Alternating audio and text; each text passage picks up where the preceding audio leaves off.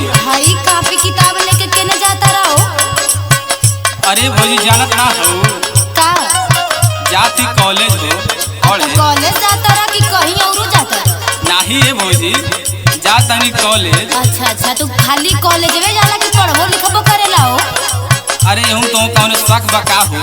हाँ हमके डाउट है तबे ना कहता नी। अरे कैसन डाउट है बतावा? देखा डाउट तो हमके बहुत बा।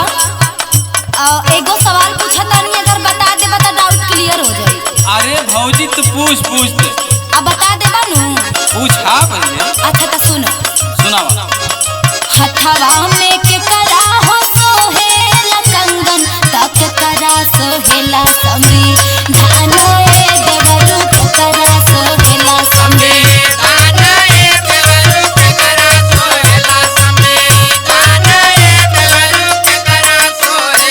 अरे भौजी का हो? सवाल तो बड़ा टफ पूछले हो। अरे त का कौन समझेला का? का अपने ई देवर के कम समझे तारू? समझनी है तबे ना पूछनी है, बता देबा त कम ना समझबौ का। ल्या सुन। हाँ त बोलो।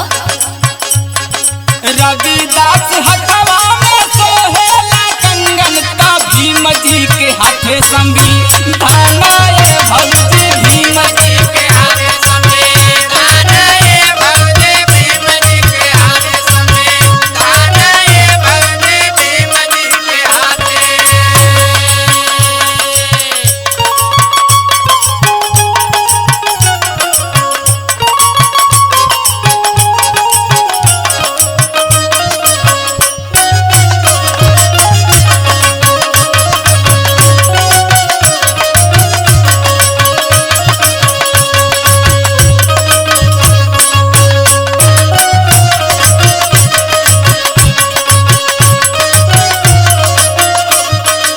अच्छा त ई बता देला हो, हमके लगत बा कुछ नॉलेज बात करे लगे।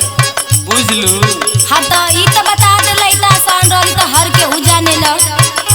हाई पूछतानी, अगर बता देबा त जान जाए कि हां पढ़ल लिखल हवा। पूछा